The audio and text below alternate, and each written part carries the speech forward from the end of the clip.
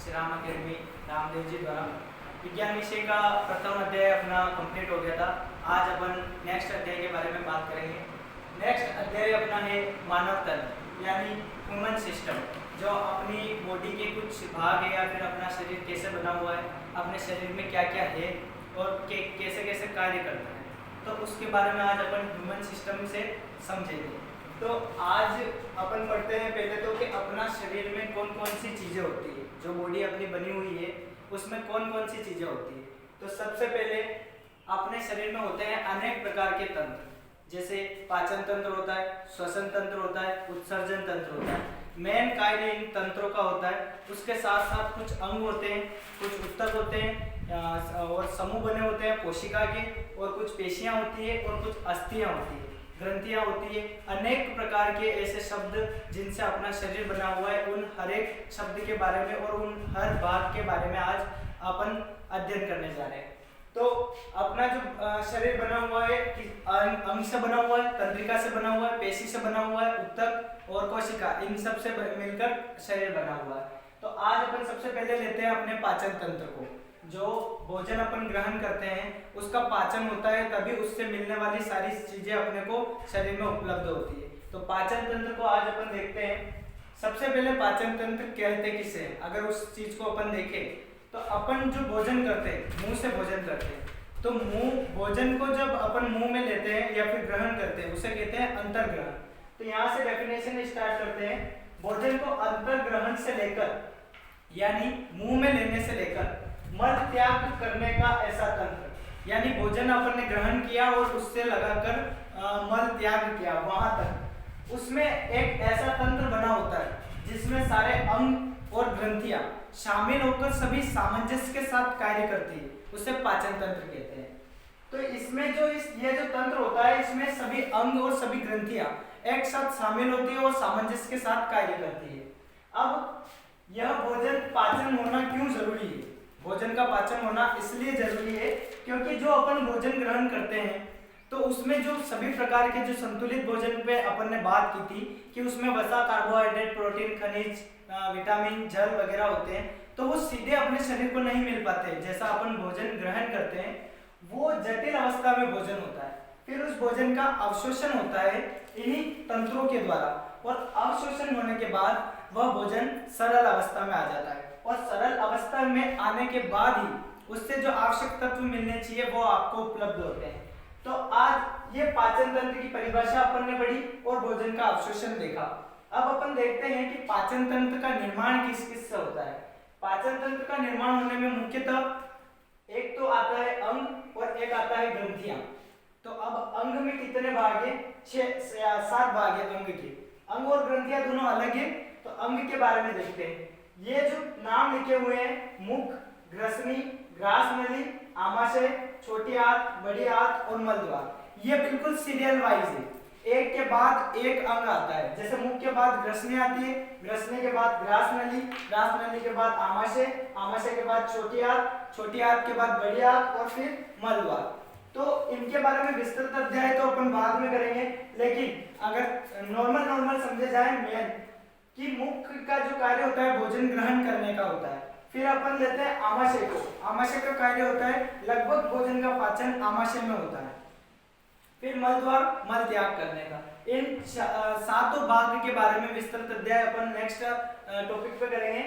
अब ये जो अंग है इसमें जो 7 भाग है, ये 7 भाग मिलकर एक नली का निर्माण करते हैं, जो सतत नली होती है, मुख से लगाकर मलद्वार तक जुड़ी हुई होती है। वो नली पोषण नली कहलाती है। उसका एक और नाम आहार नली भी होता है। जो वो नली होती है आहार नली, जो अंग से बनी हुई है 7 अंगों से, वो 8 से 10 मीटर लंबी होती है, और ये भोजन को ग्रहण करने से लगाकर त्याग करने या पाचन, इन सभी का संपूर्ण कार्य आहार नली से होता है। अब जो पाचन तंत्र है इसका जो बी भाग है कि किससे बना हुआ है, अंग के बारे में अपन ने बात कर ली। अब ग्रंथियां, तो ग्रंथियां 3 प्रकार की है, लाल ग्रंथि, यकृत ग्रंथि और आग्नाशय, ये 3 प्रकार की ग्रंथियां हैं। इनके बारे में भी विस्तृत अध्याय अपन बाद में करेंगे। अब इसके जो कार्य है, आहार नली जो अपन ने 7 भागों से मिलकर पढ़ी, 7 अंगों से, तो उसके जो प्रमुख कार्य हैं वो देखिए। आहार को पचाना, भोजन जो अपन करते हैं उसको पचाती है कौन? आहार नली। दूसरा, आहार को सरलीकृत करना, जो कि अपन ने पहले ही बात की, जटिल अवस्था में भोजन होता है, अवशोषण होने के बाद वो सरल अवस्था में बदलता है, तो इसका दूसरा प्रमुख कार्य हो गया भोजन को सरलीकृत करना। तीसरा इसका आता है पचित आहार का अवशोषण। भोजन पाचन भी हो जाता है, लेकिन उसमें पाचन होने के बाद भी वो संतुलित जो आहार अपन कर रहे हैं उससे जो तत्व उपस्थित है और अपने शरीर को चाहिए वो अवशोषण होने के बाद ही शरीर को प्राप्त होते हैं। तो ये तीसरा कार्य करती है पचित आहार का अवशोषण। चौथा कार्य जो कि अपन ने पहले ही पढ़ लिया कि आहार नली क्या होती है?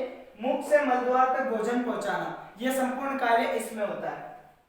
अब अपन पाचन तंत्र का चित्र देखते हैं। वैसे डायग्राम इतना सुंदर नहीं है, फिर भी नॉर्मल देखते हैं इसको। तो ये कुछ पाचन तंत्र का इस प्रकार से चित्र दिखता है अपने शरीर में। ये अपना पूरा शरीर है और उसमें जो ये पाचन तंत्र बना हुआ है इसमें कौन कौन से भाग है जो नॉर्मल अपन ने अभी भाग पढ़े उनके देखते कहाँ कहाँ स्थित होता है। तो ये मुख हुआ, अपना मुंह, ये सभी आप सभी को पता ही है। जीवा अपने मुंह के अंदर होती है। लार ग्रंथि जो भोजन को लचलचीला बनाती है, ये भी अपने मुख के अंदर ही स्थित होती है। नीचे आते हैं तो ये जो नली बनी हुई है, जो आहार नली अपन ने सतत बात की थी, ग्रसिका ग्रसनी, ये दोनों इसके भाग है।